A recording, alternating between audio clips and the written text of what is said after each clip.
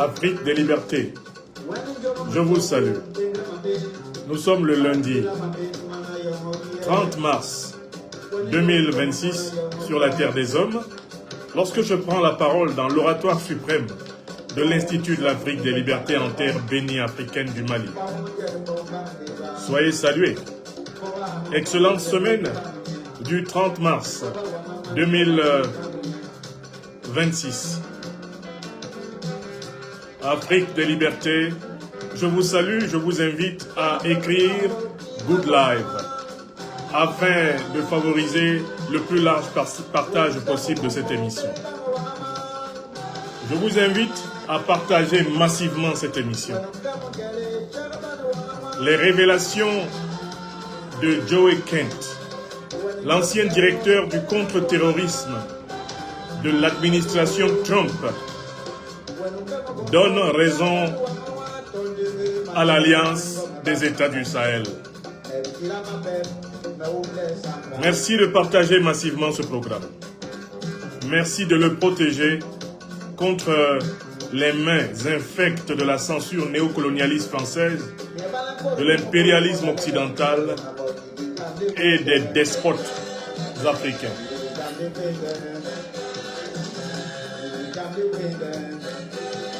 Excellente semaine à toute l'Afrique mondiale. La main posée sur l'Ankh, symbole multimillénaire africain de la vie. Je vous salue et je vous remercie de partager massivement ce programme. Pour le protéger, partagez-le.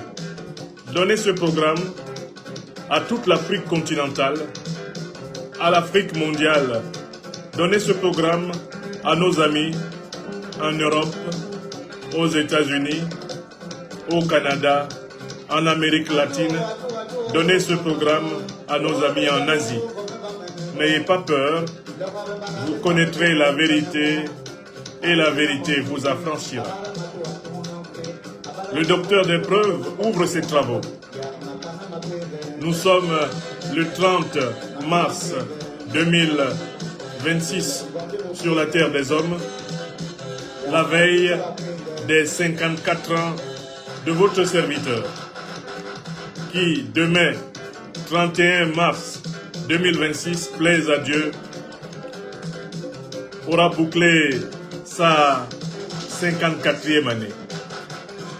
Soyez bénis. Sur le fond musical du grand maître Jean Bikoko Aladin. Soutenez ce programme, partagez cette émission, protégez cette émission.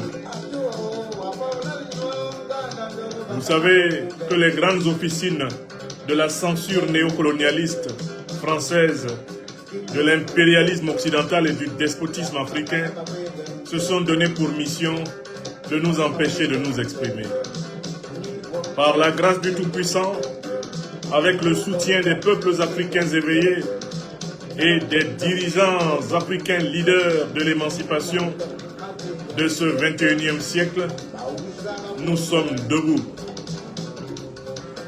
Plus que jamais debout, nous sommes bons et encore plus bons, que dis-je, meilleurs pour le service.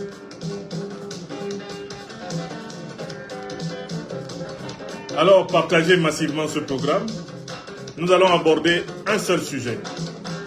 Les révélations de Joseph Kent, l'ancien directeur du Centre du contre-terrorisme des États-Unis sous l'administration Donald Trump, qui a démissionné récemment de son poste, viennent renforcer, confirmer et consolider la politique de l'Alliance des États du Sahel. Nous allons voir en quoi. Partagez massivement ce programme.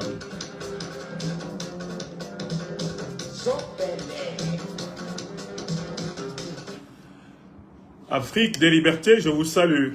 Nous sommes le lundi 30 mars 2026 sur la Terre des Hommes, quand je prends la parole dans cet oratoire. Depuis la terre africaine bénie du Mali, la capitale de l'Afrique des libertés, Bamako, je voudrais m'adresser à vous pour attirer votre attention sur des révélations extrêmement cruciales, extrêmement importantes, qui ont été faites par M.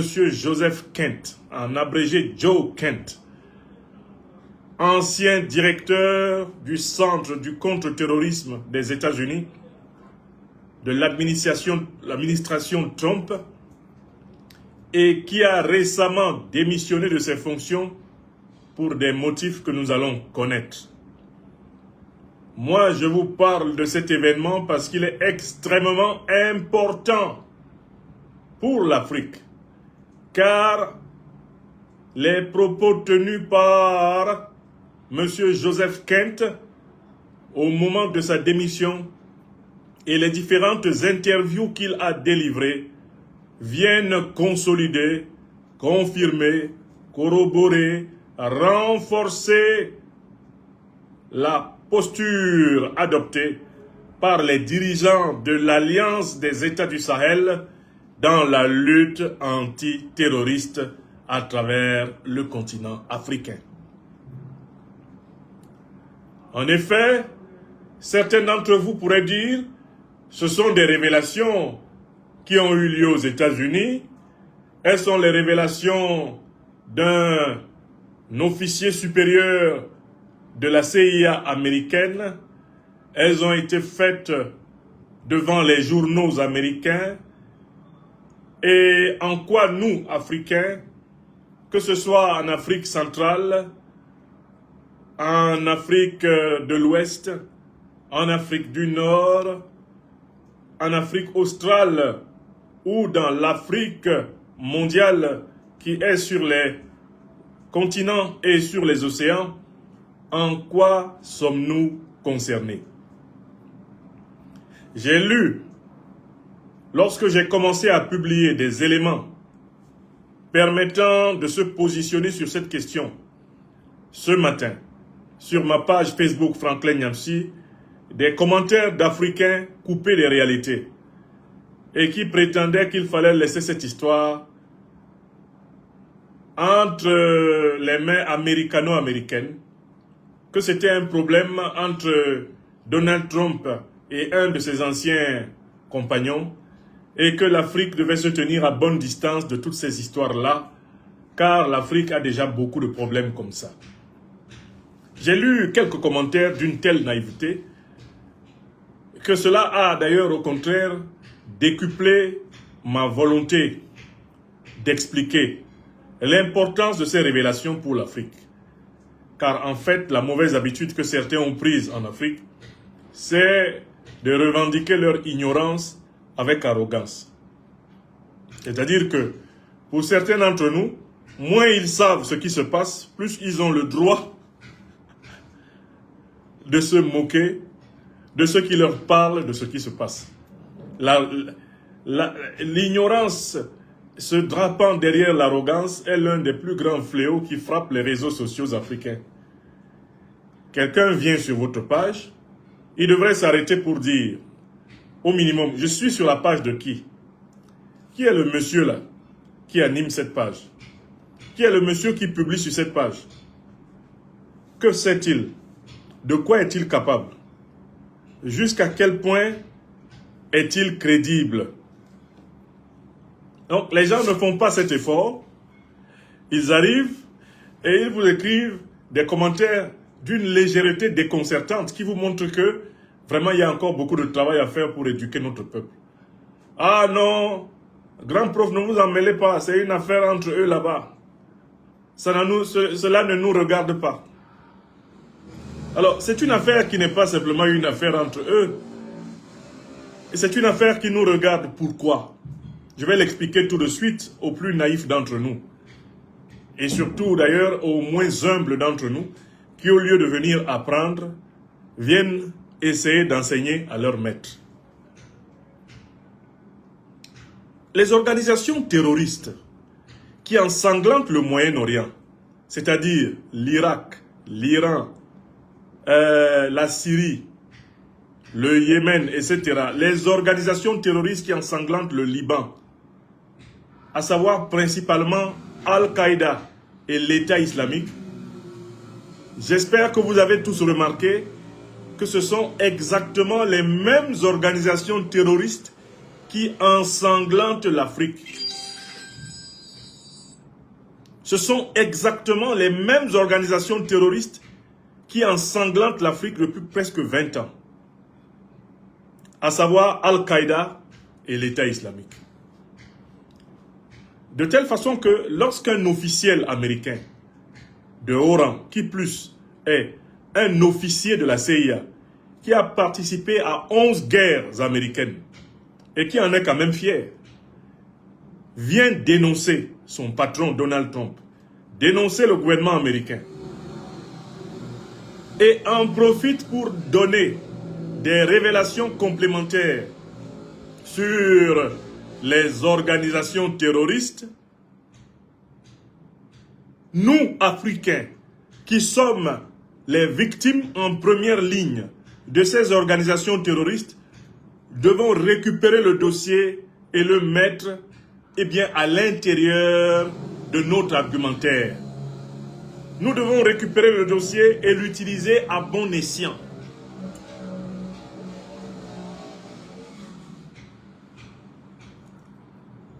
Car ce sont exactement les mêmes organisations terroristes qui ensanglantent le Mali, le Burkina Faso, le Niger, qui ensanglantent le Togo, le Bénin, le Nigeria, le Cameroun, le Tchad. Ce sont les mêmes organisations terroristes qui ensanglantent la République démocratique du Congo, le Mozambique, le Soudan.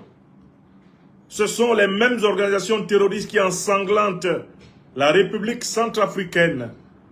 C'est de ces organisations terroristes qu'il est question dans les révélations de M. Joseph Kent, ancien directeur du contre-terrorisme américain sous la présidence de Donald Trump.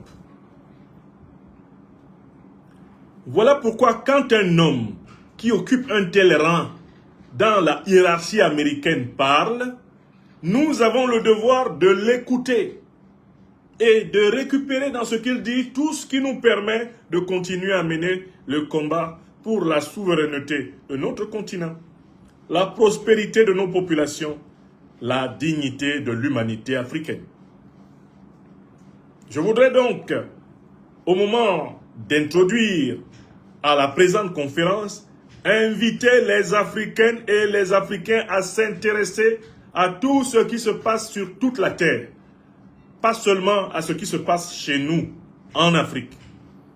Nous avons le devoir d'être attentifs à nos propres affaires, mais nous avons aussi le devoir d'être attentifs à ce qui se passe chez les autres, car bien souvent, il y a un rapport dans ce grand village planétaire entre ce qui se passe chez les autres et ce qui se passe chez nous. Ne cédez point à la propagande des ignorants qui se promènent sur les réseaux sociaux pour vous interdire d'exercer la curiosité intellectuelle nécessaire à la lucidité, à la maîtrise et à l'efficacité dans le monde. Dans toute la mesure du possible, nous devons chercher à savoir tout ce qui se passe sur la terre. Car l'intelligence et la contre-intelligence sont absolument nécessaires pour la défense de la souveraineté d'un État, d'une confédération, d'une fédération d'États, ou même d'un continent, de quelque entité politique que ce soit. Combattons cette ignorance rampante que certains faiblards qui s'endorment à la moindre ouverture d'un livre veulent répandre sur les réseaux sociaux en donnant l'impression d'être intelligents parce qu'ils disent « ça, c'est pas intéressant, ça, c'est un problème américano-américain, ça, c'est un problème européen, c'est pas notre affaire ». Ces ignorants, arrogants, ne doivent pas prendre du pouvoir sur nos pages, sur les réseaux sociaux. Il faut les renvoyer à l'étude. Aucune civilisation, aucun individu, aucune communauté humaine ne peut fonctionner sans des hommes et des femmes qui s'adonnent en profondeur à l'étude. Si nous arrêtons d'apprendre, nous ne pourrons pas comprendre. Si nous arrêtons d'apprendre et de comprendre, nous ne pourrons pas agir. Si nous arrêtons d'apprendre, de comprendre et d'agir, mais nous ne pourrons même pas aimer. Nous ne pourrons pas vivre. Il faut que la connaissance soit au centre de l'activité quotidienne des Africains. J'entends par connaissance un savoir qui est appuyé sur des preuves, dont tout le monde peut s'emparer pour constituer sa culture générale personnelle irréfragable et incontestable. Donc, quand nous nous levons le matin, certes, nous devons veiller à ce qui se passe chez nous, autour de nous, mais nous devons voir grand, viser haut et voir loin dans ce qui se passe dans le monde. C'est une condition essentielle pour que nos actions ne soient pas contrecarrées par des enchaînements phénoménaux que nous n'avons pas vu venir. J'insiste beaucoup là-dessus parce que je vois un conglomérat d'ignorants arrogants qui veut prendre d'assaut les réseaux sociaux africains pour présenter l'ignorance comme une certaine forme d'élégance. Non. Il faut apprendre. Et on apprend à tous les âges. Ce n'est pas une affaire de diplôme. Hein. Tout être humain qui est sur cette terre doit constamment apprendre. Cela n'est pas seulement enseigné par toutes les grandes religions. Cela a enseigné dans toutes les bonnes familles de la terre. Cela est enseigné par les meilleurs maîtres qui a été dans ce monde. Celui qui arrête d'apprendre devrait même arrêter de parler. Bon. Donc, il faut prendre l'habitude de regarder loin. Regarder de près et regarder loin. Essayer d'ouvrir notre œil à 360 degrés, dans toute la mesure du possible. Nous n'aurons jamais un regard parfait, car nous ne sommes que des humains mortels, situés dans l'espace et le temps, livrés aux aléas de la vie. Mais en prenant l'habitude d'avoir l'esprit ouvert à ce qui se passe dans le monde, nous serons mieux préparés à faire face aux défis auxquels nous sommes confrontés chez nous. Halte donc à la promotion de l'ignorance. Halte à la promotion de la haine de la lecture, de la haine de l'écriture, de la haine de l'érudition. Halte à cela. Certes, tous les savoirs ne libèrent pas, mais celui qui ne sait rien est sûr de ne jamais se libérer. Il vaut mieux même se tromper, car se tromper permet, par correction, de retrouver le bon chemin, parce qu'on a essayé de savoir. Donc, un certain monsieur Joe Kent prend la parole aux États-Unis, et moi, Nyamsi ou à Cameroun ou à Africa, je pense que ce monsieur, ce qu'il vient de dire là-bas aux États-Unis nous concerne. Pourquoi? Je vais le démontrer en 3 moments. Premier moment, qui est monsieur Joe Kent? Qui est ce monsieur? Deuxième moment, qu'est-ce que Joe Kent a révélé? Qu'est-ce qu'il a dit? Et puis troisième moment, quelles sont les conséquences des révélations de Joe Kent pour l'Afrique? Voilà 3 étapes auxquelles je vais obéir dans cet exposé. Je vous invite à m'aider en partageant massivement cette émission, vous qui savez que je suis l'objet d'un ciblage spécifique de la cellule africaine de l'Élysée, sous la présidence d'Emmanuel Macron, l'homme qui a gelé mes avoirs et mes biens économiques en France afin que je me taise et que je ne critique plus le néocolonialisme français et l'impérialisme occidental. Vous ne pouvez peut-être pas mesurer toutes les peines par lesquelles je passe pour activer une caméra et m'exprimer sur les réseaux sociaux. Ils ont mobilisé une armada de logiciels, de cellules pour attaquer mes pages sur les réseaux sociaux, les sursignaler, afin de les faire, comme on le dit dans le langage du milieu, striker, c'est-à-dire détruire. Et c'est un combat de tous les jours. Ils attaquent mes ordinateurs, ils attaquent mes boîtes mail, Ils attaquent mes téléphones. Ça, c'est ce qu'on appelle le harcèlement informatique, la guerre informatique, la guerre numérique qu'ils m'imposent. Ils multiplient des signalements sur mes plateformes Facebook, YouTube, TikTok, afin de déclencher les règles communautaires de ces plateformes et faire disparaître mes pages. Et c'est cela depuis pratiquement maintenant, avec acharnement, ça fait bientôt 10 ans qu'ils sont vraiment déterminés sur moi.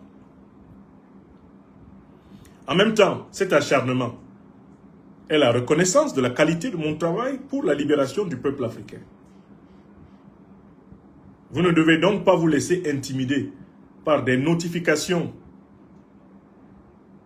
calomniatrices, mensongères, des notifications d'intimidation qu'ils publient contre moi sur Facebook, sur TikTok ou sur YouTube, au motif que je présenterai des informations fausses.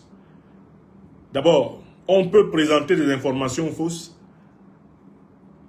si on est de bonne foi.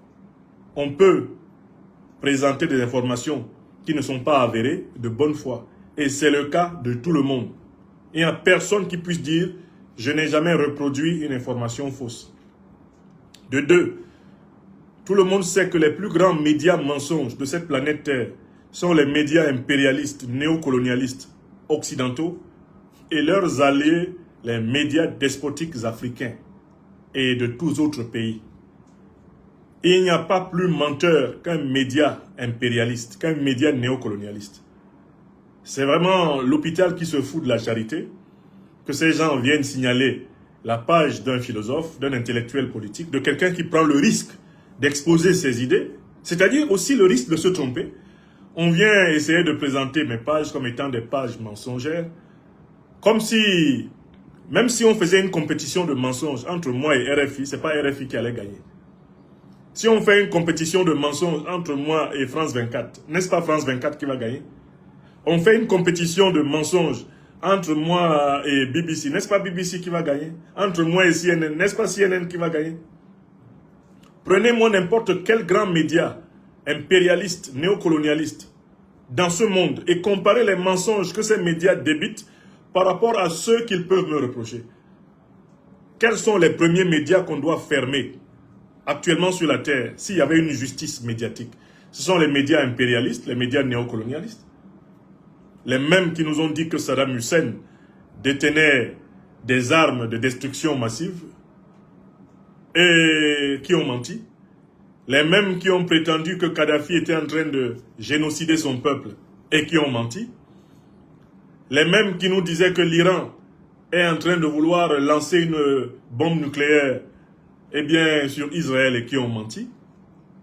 Ce sont ces mêmes-là qui sont derrière Facebook, derrière YouTube, derrière TikTok, etc. pour essayer de présenter ceux qui leur résistent comme étant des menteurs. Une véritable inversion diabolique. Alors, mes chers amis, ne vous laissez pas impressionner par cette méthode. Quand vous recevez des notifications qui essayent de présenter votre serviteur comme un menteur, partagez quand même. Choisissez l'option « Partagez quand même » et c'est cette résistance par millions qui les fait reculer. Les impérialistes occidentaux, les néocolonialistes occidentaux et leurs alliés, les despotes africains, ne comprennent rien à rien d'autre que le rapport de force. Sur le terrain de la communication, nous devons les battre, non seulement par la qualité de nos exposés, mais aussi par la mobilisation de nos internautes. Vous êtes du combat. Vous faites partie des gagnants, mes chers amis. Donc, j'ai reçu beaucoup de messages. Ah, professeur, quand je veux partager, on me dit, votre page cette page a diffusé beaucoup de mensonges. Hein? Donc, est-ce que vous voulez quand même partager? S'il vous plaît, faites-moi l'honneur de ne pas venir me demander la conduite à tenir. Parce que tous ceux qui me demandent la conduite à tenir sont des gens qui ne sont pas convaincus du combat. Sont des gens qui ne sont pas sérieux. Vous savez ce pourquoi je me bats. La quadruple cause de mon combat depuis plus de 20 ans. Vous la connaissez. Le départ total des troupes néocolonialistes, françaises, impérialistes occidentales du sol africain. l'abolition et la suppression totale de la monnaie criminelle du franc CFA, franc des colonies françaises d'Afrique, qui est un véritable poste d'escroquerie de la Banque de France contre les peuples africains. La fin de l'ingérence des puissances étrangères, quelles qu'elles soient, dans la désignation des dirigeants africains. Enfin, la fondation des institutions sociales, économiques, culturelles et politiques de l'Afrique sur la civilisation négro-africaine multimillénaire, celle pour laquelle je tiens cet objet symbolique qui s'appelle un ankh, ankh signifiant principe de vie, d'immortalité. Voilà pourquoi je me bats. Donc quand vous recevez des notifications de gens qui vous disent que je mens, n'oubliez pas ce pourquoi je me bats. 4 causes. Et ce sont des causes que tout Africain normal, où qu'il soit sur cette planète, doivent partager avec moi. Parce que si vous n'êtes pas pour que l'Afrique soit souveraine, vous ne méritez pas d'être humain. Parce que être humain, c'est posséder en soi ne serait-ce que la lumière de la liberté. Un être humain ne peut vouloir que la souveraineté de son peuple, la souveraineté de l'humanité, le respect de la personne individuelle et communautaire humaine. Bon, j'insiste vraiment là-dessus parce que beaucoup m'écrivent « Ah, grand prof, je reçois tel message. » Non, ne m'écrivez plus, ne me parlez pas de ça. Agissez. Vous êtes aussi dans le combat. Je ne suis pas seul. On vient vous intimider. Ah, ne partagez pas ces communications. Ne venez pas me dire et me demander ce que vous devez faire. Parce que c'est déjà le signe que vous ne connaissez pas l'importance de notre combat commun. Ceux qui savent l'importance de notre combat commun continuent l'action. Ils poursuivent l'action. Ils ne viennent pas s'arrêter en chemin. On m'a fait ça. J'ai fait comment alors? On vient de me gronder là-bas. Grand prof, qu'est-ce que j'ai fait? On m'a grondé. On t'a grondé. C'est quoi par rapport à ce que moi on me fait? C'est pour notre cause qu'on te gronde. C'est pour notre cause qu'on t'intimide. Et tu sais ce que je subis. Ce que d'autres subissent, encore plus que moi, pour notre cause. Tu parles de quoi? Asia et Nodi Helep, disent les Camerounais en Pidgin English. C'est-à-dire que ne comptons pas sur la pitié des autres pour avancer. Comptons sur notre unité. Comptons sur notre capacité d'agir en synergie. Comptons sur notre pouvoir vibratoire collectif de communauté africaine mondiale. Et nous ferons reculer nos ennemis. C'est tout. Donc il faut combattre. Alors très bien. Maintenant, venons au sujet principal. J'ai dit qu'il y avait 3 questions. Qui est Joe Kent? Qu'est-ce que Joe Kent a révélé et quelles sont les conséquences de ces révélations pour l'Afrique? D'abord, prenons la première question. Qui est Joe Kent? Qui est Joe Kent? J'aimerais vous faire écouter un petit extrait que j'ai sélectionné pour l'occasion, afin que vous sachiez vraiment qui est Monsieur Joe Kent. Je vais vous faire écouter cet extrait-là. Qui est Joe Kent? C'est important que tout le monde sache qui il est. Je vais donner la parole à une petite chronique de presse qui nous a présenté l'homme. Parce que si on ne connaît pas l'importance de cet homme dans le système politique américain, on ne mesure pas l'importance des paroles qu'il a prononcées. Et on est par là à côté même du sujet. Qui est Monsieur Joe Kent? Alors,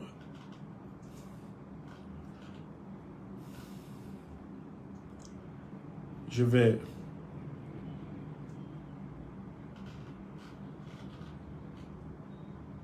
Merci de continuer à partager. Merci de continuer à partager notre...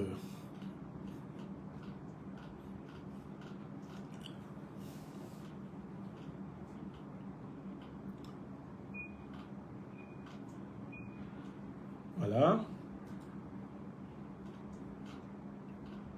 Alors, Joe Kent nous est présenté assez rapidement. Déjà, je prends cette petite vidéo. Je laisse un internaute français nous dire comment lui, il a découvert Joe Kent. C'est une manière de pratiquer le principe qui dit que c'est bien de manger notre piment parfois par leur bouche. Que dit cet internaute français? sur sa page. On va lui donner la parole. Il s'appelle Rudy Actu. Rudy Actu est un analyste, un jeune analyste français qui a sa chaîne YouTube. Et qu'est-ce qu'il nous dit de Joe Kent? Pourquoi on voit déjà comment... Joe Kent, l'ancien chef de la lutte antiterroriste, révèle que les États...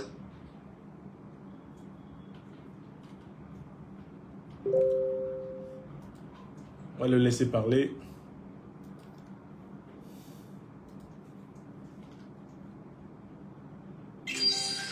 Oui, qu'est-ce qu'il révèle?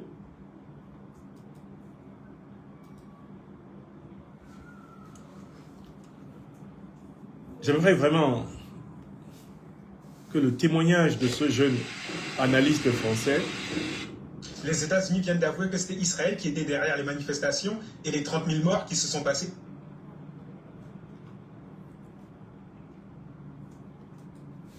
Excusez-moi.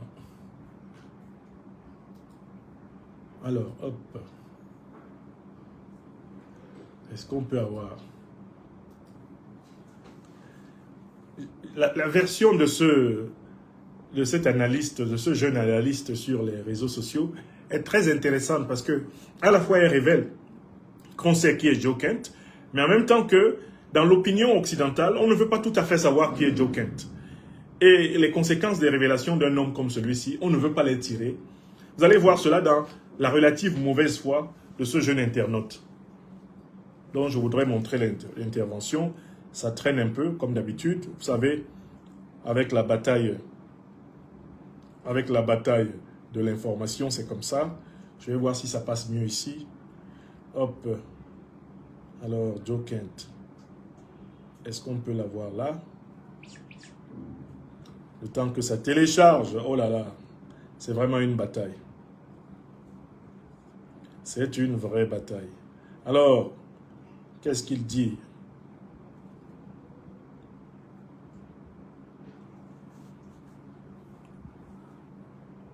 Si ça traîne, je serai obligé de le résumer moi-même. J'essaie quand même ici. Avec un peu plus de chance peut-être. La manière dont il présente Joe Kent est particulièrement symptomatique du problème que l'Occident a aujourd'hui avec la vérité historique. C'est pour ça que je voudrais que ce soit ce jeune-là qui parle d'abord. Je vais vous le montrer. Parce qu'il parle comme la plupart des dirigeants français. Il parle vraiment comme eux du terrorisme. Et chaque fois que, eh bien, ce sont les Américains qui sont bien sûr identifiés en première ligne, c'est comme cela que les dirigeants français, les dirigeants européens parlent des faits qui leur sont rapportés. Ils en parlent comme de faits qui concernent quelqu'un d'autre, de faits qui ne les concernent pas eux-mêmes, comme de faits qui concernent d'autres acteurs qu'eux-mêmes. Ils en parlent comme si, à la limite, eux-mêmes, dans toute cette affaire-là, eh bien, ils ne font rien. Comme si cela se passait dans une autre planète. Et comme si, d'ailleurs, les responsables américains qui révèlent le rôle central eh bien, des États-Unis dans le soutien aux organisations terroristes n'étaient pas par là en train de dénoncer tous leurs alliés européens. C'est assez marrant. C'est assez marrant, cette espèce d'inconscience qui est répandue dans la classe politique française et occidentale en général. C'est, bon, le terrorisme, c'est l'affaire des États-Unis. Nous, globalement, on n'a rien fait là-dedans. C'est juste incroyable. Bon, comme de juste, ça traîne. Je vais devoir vous montrer, vous faire écouter cela plus tard. Globalement, ce jeune homme, qui s'appelle donc, comme je l'ai dit, Curtis, il prétend que les révélations de M. Joe Kent ont permis de comprendre que ce sont les États-Unis qui sont derrière Al-Qaïda et l'État islamique et que désormais on ne peut plus accuser de complotistes ceux qui accusent les États-Unis d'être le bras bien séculaire, les sponsors véritables du terrorisme dans le monde. Alors c'est assez marrant parce que celui qui le dit est citoyen français et il a largement les moyens de savoir que cela n'est pas possible sans l'OTAN dans laquelle opère entre autres la République française. Donc, Pour moi, c'est un très bon point de départ dans cette réflexion. Bon, j'espère que ça viendra. Alors, Joe Kent, qui est-ce qu'il est? Je vous le résume. C'est un officier de la CIA. Il a été 11 fois mobilisé dans les guerres américaines. Il a combattu sur plusieurs fronts pour le compte de son pays, les États-Unis, notamment au Moyen-Orient. Et il a été nommé, lorsque Donald Trump a été réélu, il a été nommé directeur du Centre américain du contre-terrorisme. Alors ce monsieur vient de rendre sa démission. Il vient de démissionner de ses fonctions en donnant un motif qui ne peut qu'attirer l'attention des Africains, parce que ce motif nous renseigne également... Joe Kent, l'ancien chef de la Oui. Ce motif nous renseigne également... antiterroriste révèle que les États-Unis ont créé et armé Daesh et Al-Qaïda pour Israël.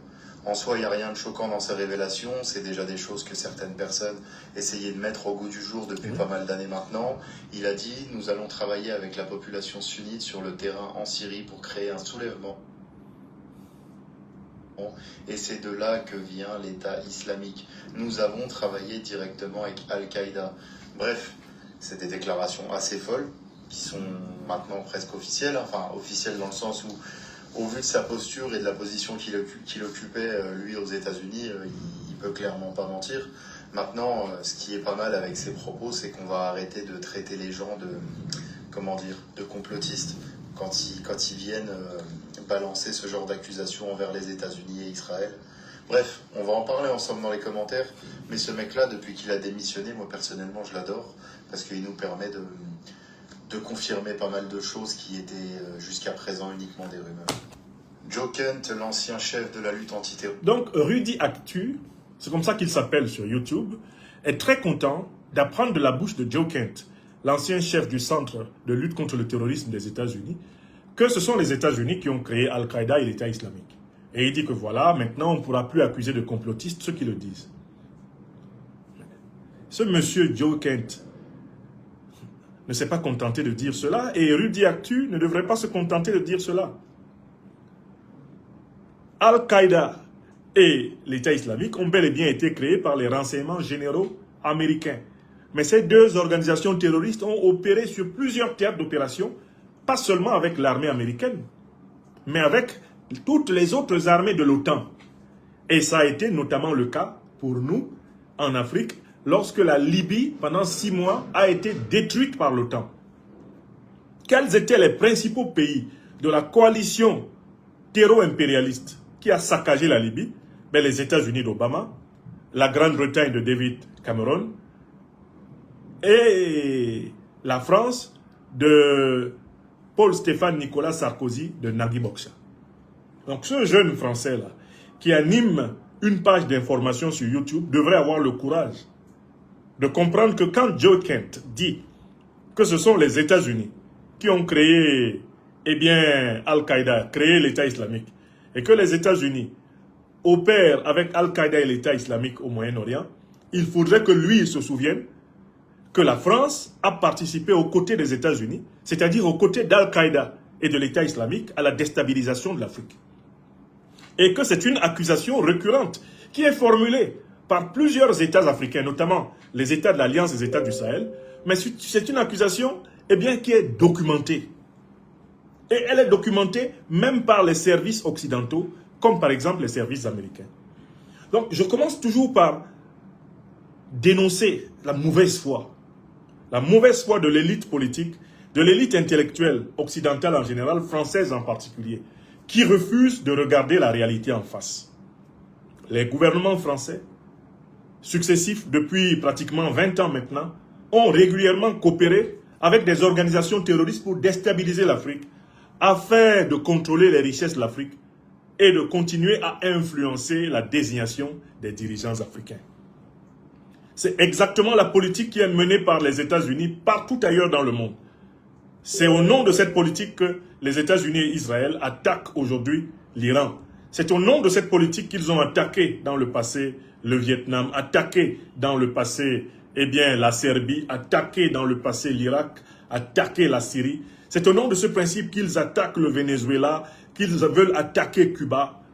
C'est au nom de ce principe qu'ils ont attaqué, eh bien, des dizaines de pays à travers le monde. C'est au nom de ce principe-là. Donc, il ne faudrait pas que là-dessus, il y ait une ambiguïté. Il ne faudrait pas que là-dessus, il y ait le moindre doute. Les révélations donc de Joe Kent sont importantes. Pourquoi? Parce que c'est un officier de la CIA. Pourquoi? Parce que c'est un ancien directeur des forces spéciales américaines. C'est un ancien directeur des forces spéciales américaines, le Joe Kent. C'est ce qu'il est. Ce sont des révélations importantes parce que Joe Kent, en tant qu'ancien directeur de la lutte contre le terrorisme, eh bien, aux États-Unis, possède des informations incontestables. D'ailleurs, actuellement aux États-Unis, Joe Kent fait l'objet d'une enquête du FBI qui l'accuse d'avoir révélé des informations top secrètes au public. C'est-à-dire que le FBI, indirectement, confirme ce que Joe Kent nous a dit. Le FBI dit que ce que ce monsieur a dit, c'est exactement ce qui est. Donc, quand des analystes politiques français, quand la presse française, quand la presse occidentale en général reprend de telles révélations, elle devrait en profiter pour incriminer tous les pays de l'OTAN. Car en fait, ils agissent tous sous l'égide des États-Unis, en bonne entente avec les groupes terroristes, pour déstabiliser toutes les parties du monde dans lesquelles ils veulent piller. Donc ça, c'est le premier point. Joe Kent n'est pas n'importe qui, c'est un officiel américain, et ce qu'il a dit a la même valeur, par exemple, que ce qu'a dit Madame Tulsi Gabbard. Tulsi Gabbard, qui est la chef de l'agence de renseignement des États-Unis, qu'est-ce qu'elle avait dit? Je l'ai amplement raconté dans ce livre, L'impérial terrorisme. Qu'est-ce qu'elle a dit, Madame Tulsi Gabbard? Et qui rejoint ce que dit précisément Joe Kent.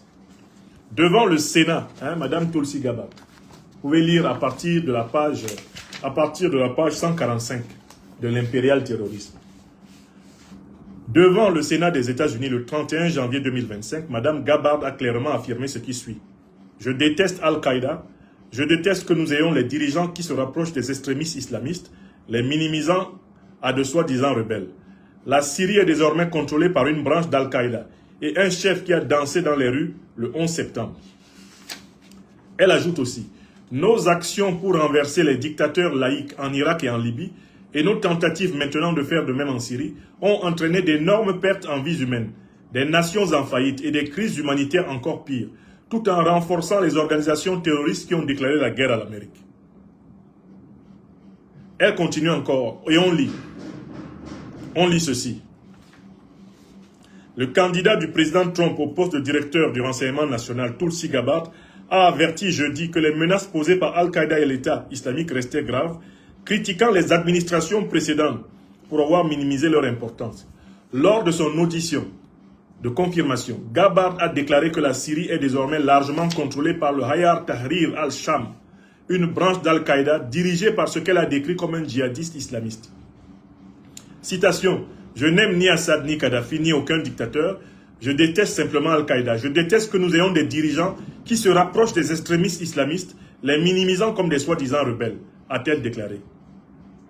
Le deuxième événement important est une déclaration du milliardaire trumpiste Elon Musk, confirmant le financement actif du terrorisme par les gouvernements américains qui ont précédé Trump au pouvoir. Citation de Musk. L'équipe du département de l'efficacité gouvernementale mise en place par Trump et dirigée par Elon Musk a découvert, entre autres, que les agents d'approbation des paiements au trésor étaient instruits d'approuver systématiquement les paiements, même à des groupes frauduleux ou terroristes connus. Ils n'ont littéralement jamais refusé un paiement au cours de toute leur carrière, pas une seule fois. Fin de citation. Et je conclue en disant, ces deux déclarations des officiels de l'administration Trump doucheront, j'en suis certain, les derniers espoirs des lecteurs les plus sceptiques de ce livre, de voir s'écrouler notre démonstration de l'existence de l'impérial terrorisme. Veritas verum index sui, disait Spinoza, la vérité est à elle-même son propre signe. Alors, là, on a un officiel du même poids que Tulsi Gabbard, du même poids que Elon Musk qui a démissionné entre-temps, on a un officiel qui démissionne et qui dit quoi? Lors de sa démission, il a commencé par publier une lettre. Une lettre dont je m'en vais vous donner lecture et traduction. Qu'est-ce qu'il dit dans sa lettre? C'est important qu'on voit ce que dit la lettre. Eh bien, la lettre de... La lettre. Director of National Intelligence, National Counter-Terrorism Center. Alors, le directeur de l'intelligence nationale du Centre national de lutte contre le terrorisme des États-Unis. President Trump, after much reflection, I have decided to resign from my position as director of the National Counter-Terrorism Center effective today. Monsieur le Président Trump, après mûre réflexion, j'ai décidé de démissionner de mon poste de directeur du Centre national de lutte contre le terrorisme. Démission qui serait effective à partir d'aujourd'hui. I cannot in good conscience support the ongoing war in Iran. Iran posed no imminent threat to our nation, and it is clear that we started this war due to pressure from Israel and its powerful American lobby. Je ne peux pas, en mon âme et conscience, supporter la guerre qui a été engagée contre l'Iran. L'Iran ne constituait pas une menace immédiate quelconque à la nation américaine. Et il est clair que cette guerre a été engagée à la suite de la pression d'Israël sur les États-Unis à travers le puissant lobby israélo-américain. I support the values and the foreign policies that you campaigned on in 2016, 2020, 2024, which you enacted in your first term. Until June of 2025, you understood that the wars in the Middle East were a trap that robbed America of the precious lives of our patriots and depleted the wealth and prosperity of our nation. Je supporte les valeurs et les principes des politiques étrangères que vous avez soutenues en 2016, en 2020 et en 2024 et que vous avez mises en œuvre en réalité lors de votre premier mandat. Jusqu'au mois de juin 2025, M. Trump, vous compreniez encore que les guerres au Moyen-Orient avaient été un piège dans lequel des Américains avaient été entraînés à perdre leur vie précieuse, les vies précieuses de leurs patriotes, et dans lesquels les Américains ont détruit progressivement leur propre prospérité. In your first administration, you understood better than any modern president how to decisively apply military power without getting us down into never-ending wars. You demonstrated this by killing Qassam Soleimani and by defeating ISIS. Dans votre premier mandat, vous avez bien compris, comme aucun autre président de l'Amérique moderne l'avait compris, en quoi il était décisif d'utiliser à juste point le pouvoir militaire sans se retrouver entraîné dans des guerres interminables. Vous avez démontré cela, cet usage mesuré du pouvoir militaire, en tuant Qassem Soleimani et en combattant l'État islamique. Paragraphe suivant. Early in this administration, high-ranking Israeli officials and influential members of the American media deployed a misinformation campaign that wholly undermined your America First platform and sought pro-war sentiments to encourage a war with Iran. Très tôt dans ce nouveau mandat, avec votre nouvelle administration, des officiels israéliens de haut rang, très influents, membres des médias américains, ont déployé une campagne de désinformation qui a complètement déformé votre perception américaine et votre plateforme de soutien en faisant émerger essentiellement des sentiments de personnes qui encouragent à la guerre contre l'Iran. This echo chamber was used to deceive you into believing that Iran posed an imminent threat to the United States. Cette espèce de bulle médiatico-politique artificielle vous a amené à considérer que désormais l'Iran constituait une menace immédiate contre les États-Unis. And that should you strike now, there was a very clear path to a swift victory. Et on vous a fait croire que si vous frappiez l'Iran maintenant, vous remporteriez rapidement une victoire incontestable. This was a lie and is the same tactic the Israelis used to draw us into the disastrous Iraq war that cost our nations the lives of thousands of our best men and women. Ça, c'était un mensonge de plus. Et c'est exactement la même tactique qui a été utilisée par les Israéliens pour nous traîner, nous les Américains, dans une guerre désastreuse contre l'Irak, dans laquelle nous avons perdu les vies de milliers de nos meilleurs hommes et femmes. We cannot make this mistake again. Nous ne pouvons pas reproduire cette erreur. As a veteran who deployed to combat 11 times, and as a Gold Star husband who lost my beloved wife Shannon in a war manufactured by Israel, I cannot support sending the next generation off to fight and die in a war that serves no benefit to the American people, nor justifies the cost of American lives. En tant que vétéran, qui a été déployé 11 fois sur les champs de bataille, et en tant que titulaire de l'Étoile d'Or, en tant qu'époux d'une femme de ma bien-aimée épouse Shannon, qui a été tuée dans une guerre fabriquée par Israël, je ne peux pas supporter l'idée, soutenir l'idée d'envoyer la future génération à la mort, au combat pour la mort dans une guerre qui ne sert pas les intérêts du peuple américain et qui ne peut pas justifier le prix de tant de vies américaines.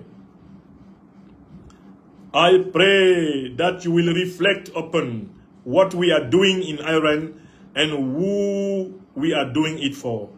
J'espère que vous allez vraiment réfléchir sur ce que nous faisons en Iran et sur ceux pour qui nous nous battons en Iran. The time for bold action is now. Le temps de mettre fin à cette dérive. Le temps de stopper la dérive est arrivé.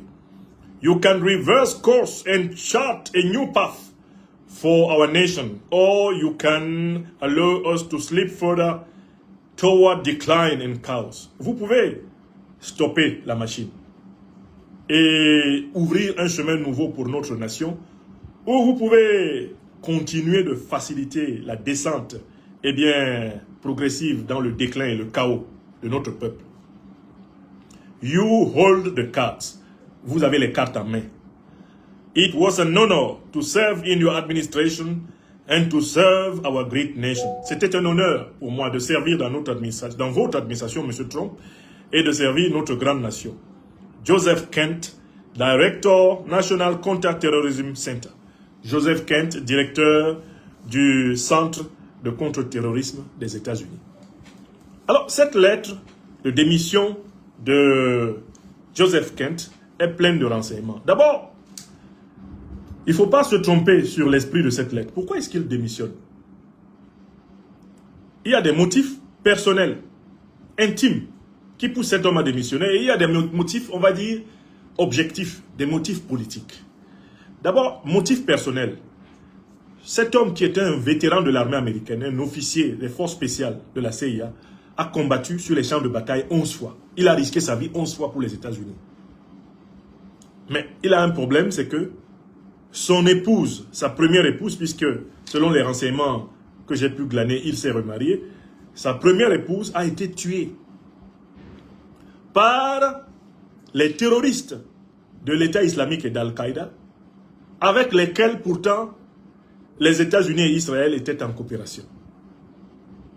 Donc, il a en travers de la gorge le fait que ce sont des agents, des mercenaires des États-Unis et d'Israël qui se sont retournés un jour contre un détachement américain et ont tué sa propre femme. Donc, il a une rancune personnelle envers les terroristes d'Al-Qaïda et de l'État islamique parce qu'ils ont tué sa femme. Vous voyez, ça me mène déjà à une première réflexion. Vous voyez, les gens, les Occidentaux en général, tant que ça ne les touche pas dans leur propre chair, ils ne prennent pas au sérieux la souffrance des gens. Ce monsieur-là, c'est une tragédie personnelle qui l'a amené à vomir le soutien de son propre pays, les États-Unis, le soutien d'Israël au groupe terroriste d'Al-Qaïda et de l'État islamique. On peut faire l'hypothèse que si un proche, un membre de sa propre famille n'était pas mort dans cette affaire, ce monsieur aurait pu continuer à mener et à exécuter les ordres que Donald Trump lui donne. Parce que les 11 guerres dans lesquelles il a été impliqué, est-ce que c'était des guerres justes? Est-ce que c'était des guerres légitimes? Il est allé 11 fois au front, combattre pour son pays, les États-Unis. Est-ce que les gens qu'il a tués là, en tant que soldat américain, est-ce que ces gens-là méritaient d'être tués? Il ne se pose pas la question. Joe Kent prend conscience de la gravité du soutien au terrorisme quand sa femme est tuée par les terroristes. Et ça peut s'étendre à la psychologie générale de la classe politique occidentale. Un mépris cynique et inhumain de la vie d'autrui. Les seules fois que ces gens-là sont affligés, c'est quand le malheur frappe dans leur famille. Deuxième observation, après avoir lu cette lettre de démission, la deuxième raison est une raison objective. Comme il n'aime pas les terroristes parce que les terroristes ont tué sa femme, il refuse de continuer à participer à des guerres dans lesquelles il sera obligé de coopérer avec les terroristes. Parce qu'en fait, en tant que chef de la lutte contre le terrorisme, il est supposé combattre ceux-là même avec lesquels Donald Trump et tous les autres dirigeants de l'OTAN font maintenant ami-ami. Quels sont les principaux alliés d'Israël et des États-Unis au Moyen-Orient? Ce sont les organisations terroristes. Et ces organisations terroristes sont parrainées par l'Arabie Saoudite, par le Qatar, par les Émirats Arabes Unis, par le Bahreïn, par le Sultanat d'Oman, par le Koweït. Ce sont ces pays-là qui parrainent les organisations terroristes, avec le patronage de l'OTAN et au sommet duquel les États-Unis. Donc, en tant que directeur du Centre national de lutte contre le terrorisme, Joe Kent s'est retrouvé dans une situation où il doit faire semblant de combattre le terrorisme en étant associé aux terroristes. Et l'évidence est venue à ses yeux quand il a vu le président Donald Trump donner des parfums à Ahmed Al-Shara, dont Joe Kent nous dit ceci. Voici ce que Joe Kent nous dit de Ahmed Al-Shara, celui qui a été bombardé par la coalition impérialiste occidentale comme étant président de la Syrie.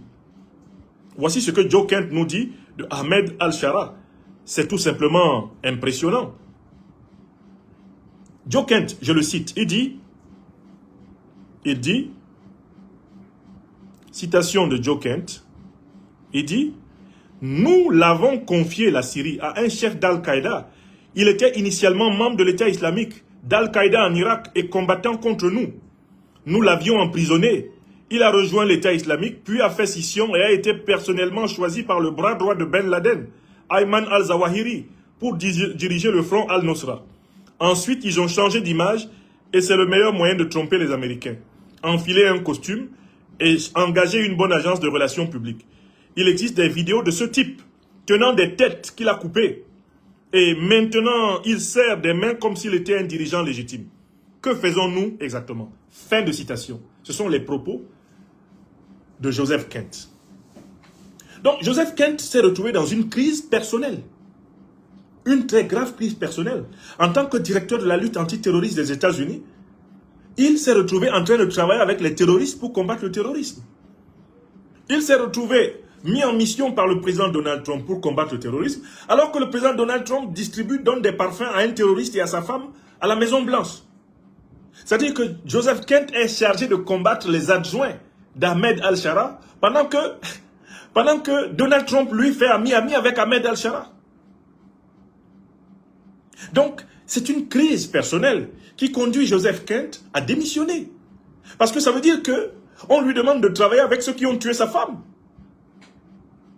Sa femme bien-aimée, dont il souligne la tendresse qui les a liés, est la cause de son engagement maintenant antiterroriste.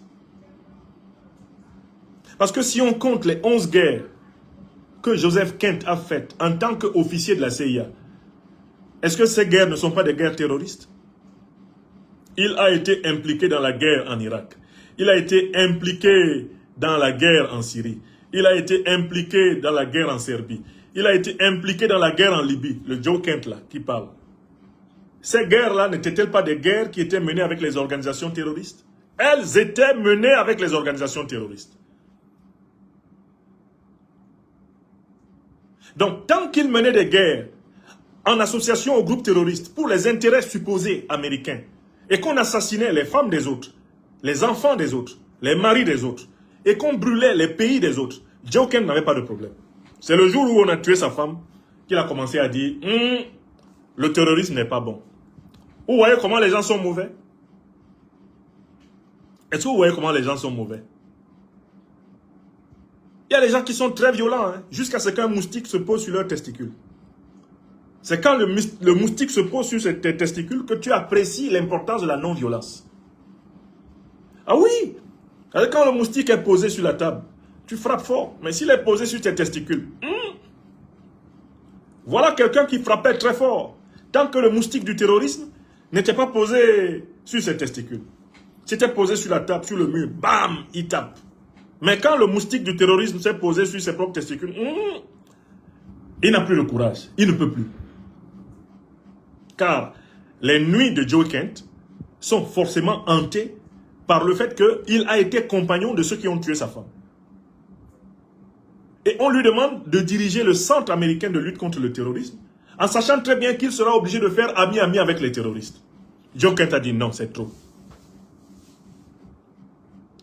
Donc, en tant qu'officier supérieur de l'armée américaine, en tant qu'homme rompu à la connaissance du terrain, en tant que directeur du Centre de lutte contre le terrorisme, les informations à la disposition de Joe Kent, vous et moi, personne ne peut avoir le même niveau d'information que lui sur ce que les États-Unis ont réellement fait aux côtés des groupes terroristes. Mais si un homme de cette importance se lève et dit que son pays, les États-Unis, travaille avec Al-Qaïda et l'État islamique, mais ça ne peut pas passer comme cela. Les pays qui sont victimes de ces organisations terroristes ne peuvent pas laisser passer ce type de révélations par perte et profit. Ce ne sont pas des révélations de plus. Il dit, j'ai la preuve, en tant que directeur du Centre de lutte contre le terrorisme, que l'Iran ne menaçait pas la sécurité des États-Unis.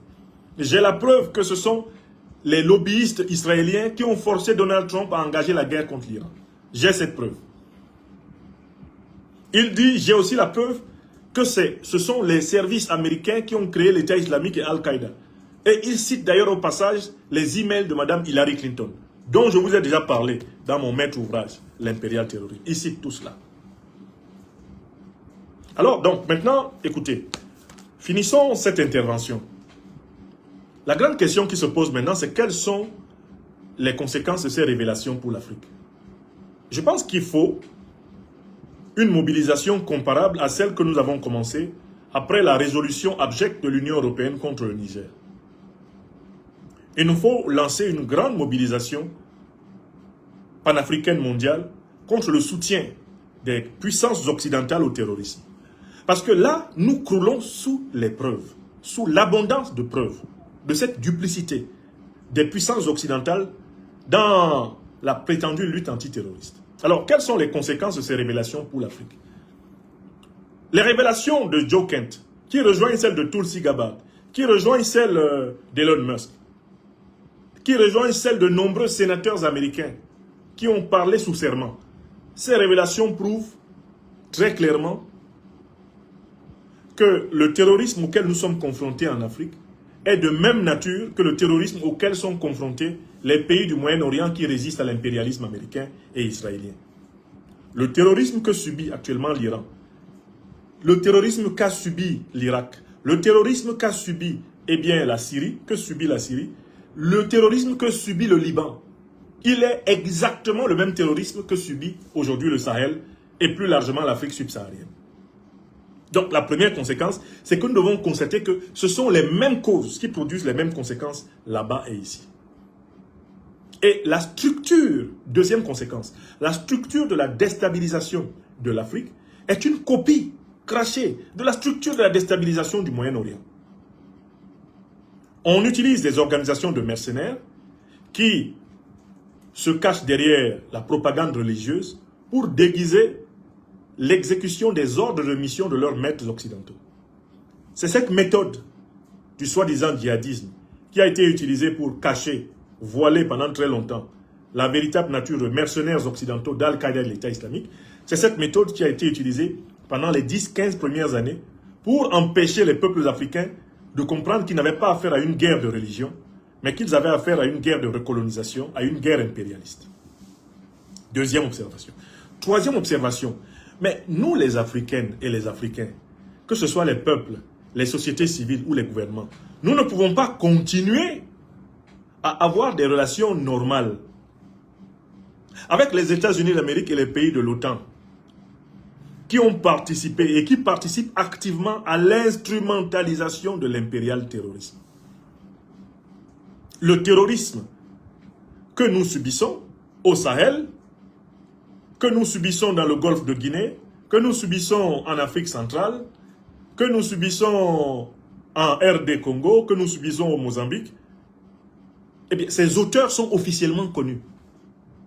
C'est-à-dire que, en fait, l'Union africaine, si elle était une organisation africaine, la CEDEAO, si elle était une organisation africaine, la CEMAC, si elle était une organisation africaine, la SADC, toutes les organisations politiques africaines devraient se rassembler autour d'abord d'une déclaration et d'un constat, c'est de dire aux États-Unis d'Amérique et à l'OTAN qu'ils sont coupables de l'essentiel des foyers de déstabilisation que nous avons sur le continent et que collectivement, des sanctions diplomatiques vont être appliquées à tous les pays de l'OTAN pour les obliger à renoncer à l'armement, au financement, à la médiatisation et à la légitimation des groupes terroristes en Afrique.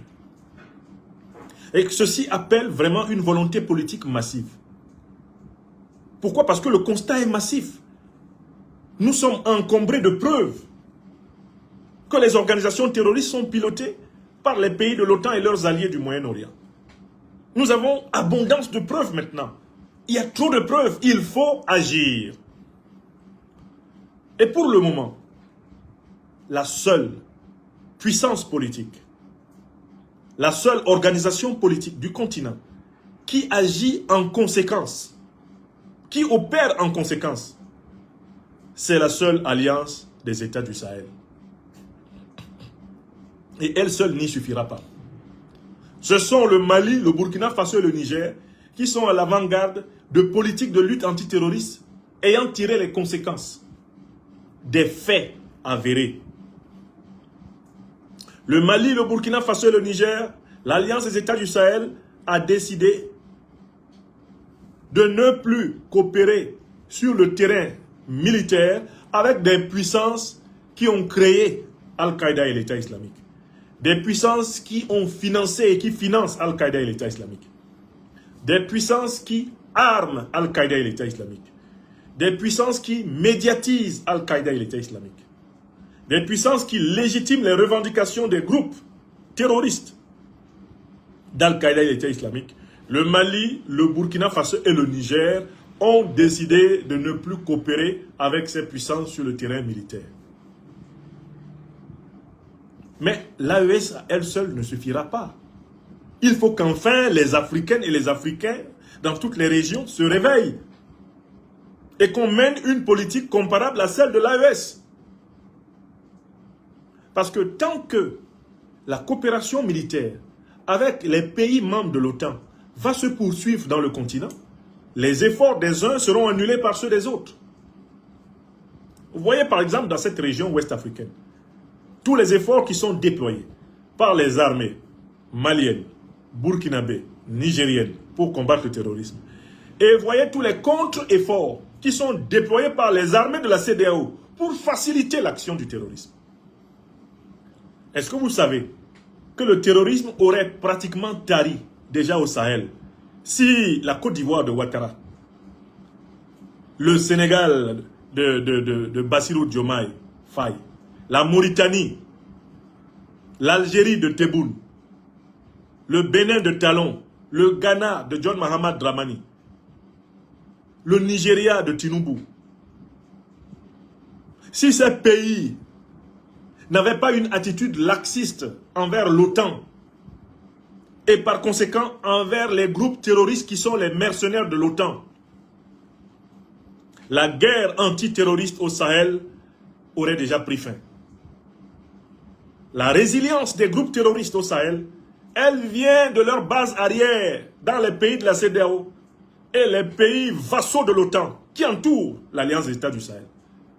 La résilience des terroristes en Afrique, elle vient des pays africains qui continuent à coopérer militairement avec l'OTAN, en sachant pourtant que l'OTAN est à l'origine des groupes terroristes, pour lesquels l'OTAN vient leur proposer des services de lutte antiterroriste. Ces pays d'Afrique qui continuent d'avoir des officiers de l'OTAN dans leurs états-majors, prétendent-ils vraiment pouvoir un jour faire reculer le terrorisme? Regardez le cas du Nigeria.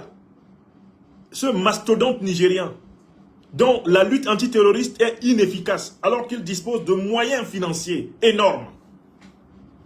Mais pourquoi la lutte antiterroriste du Nigeria est-elle inefficace? Mais parce que le Nigeria est gangréné par les officiers de l'OTAN. Parce que l'élite politique, l'élite militaire, l'élite civile nigériane est corrompue par les intérêts occidentaux. Voilà pourquoi le Nigeria est une passoire pour des drones militaires utilisés par les terroristes. Le Nigeria est une passoire pour l'argent sale de financement du terrorisme. Le Nigeria est une passoire pour les armes des groupes terroristes. Et cela n'arrive pas au Nigeria par hasard. C'est volontaire. Les dirigeants nigérians le savent et ils laissent faire. Tous les pays de la CEDEAO qui sont aujourd'hui constitués en base arrière des groupes terroristes, qui font ami-ami avec les parrains du terrorisme, c'est-à-dire les dirigeants de l'OTAN. Tous ces pays savent très bien que ce sont les puissances otaniennes qui sont les parrains des groupes terroristes.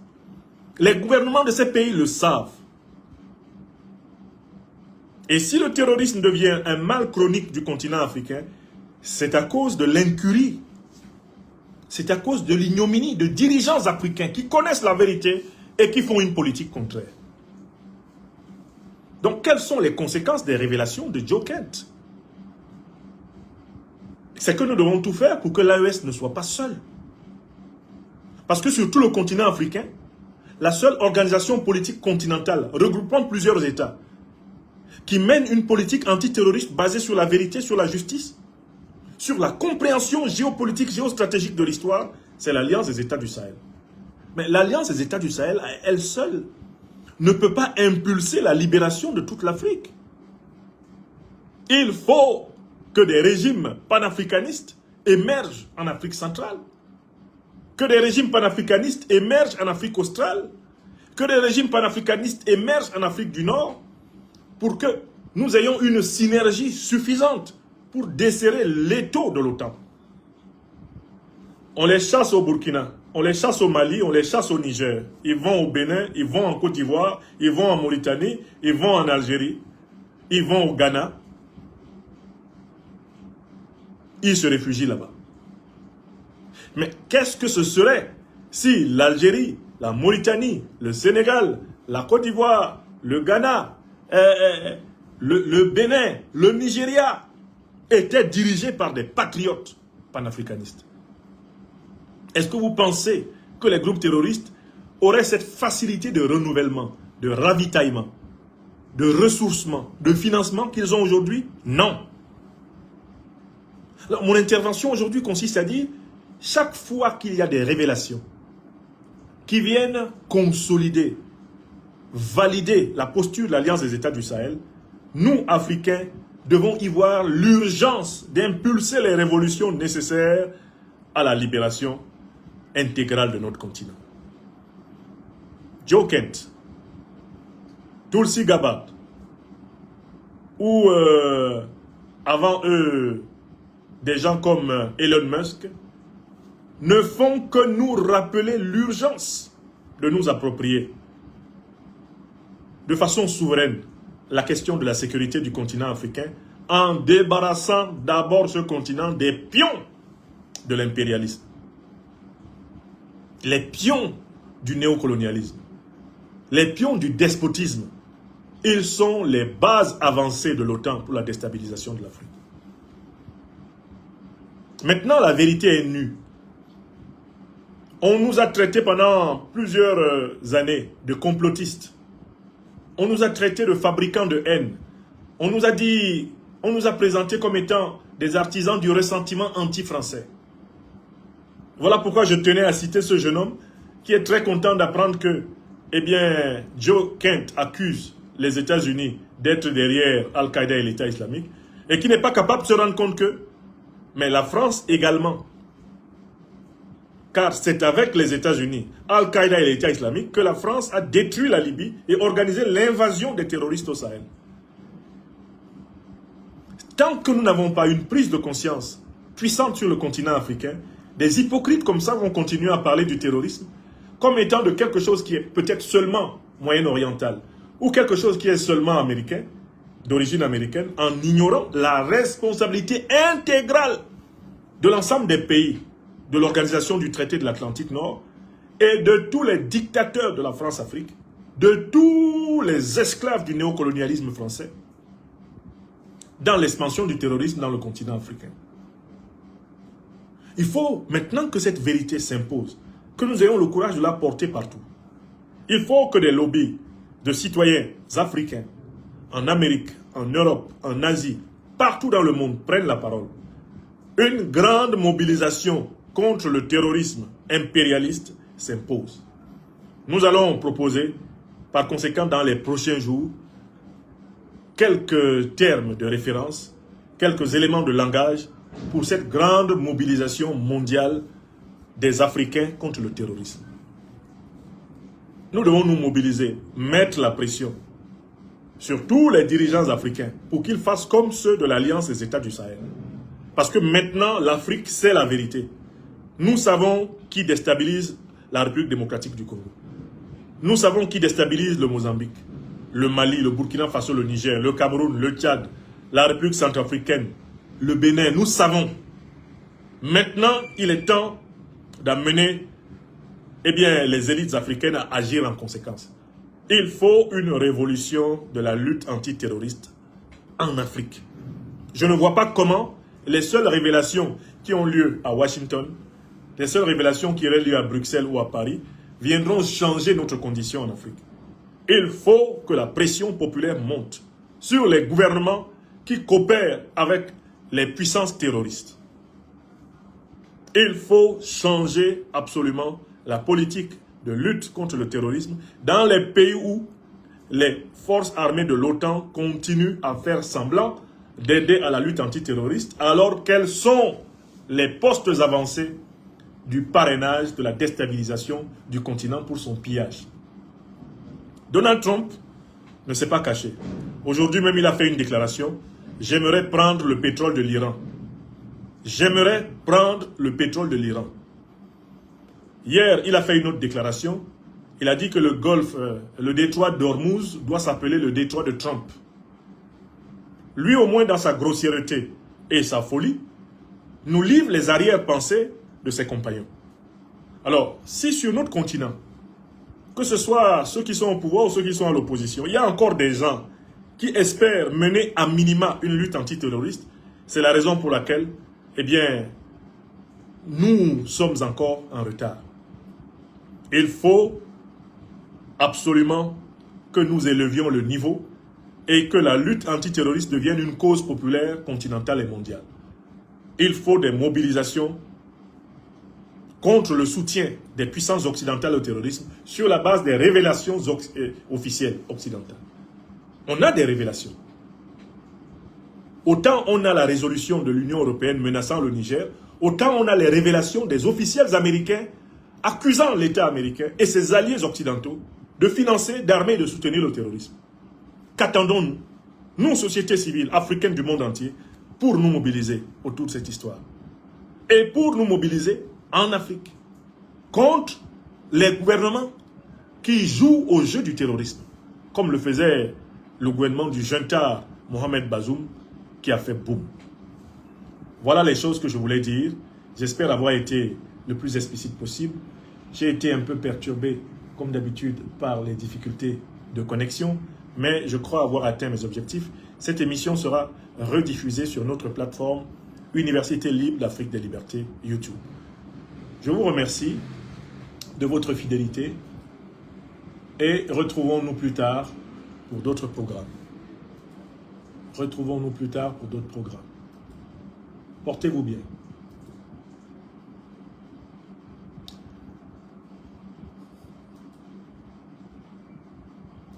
Portez-vous bien, mes chers amis. Merci d'avoir partagé cette émission. Ça a été un peu poussif, mais ça va.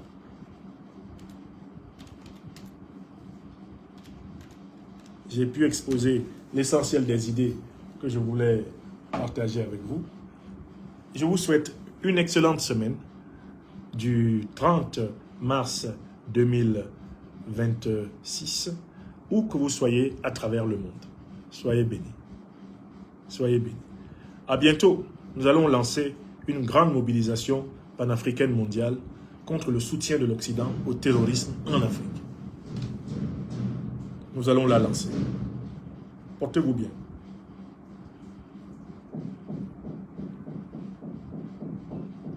Portez-vous bien, mes chers amis. Merci beaucoup. Y dansez. Merci, merci beaucoup.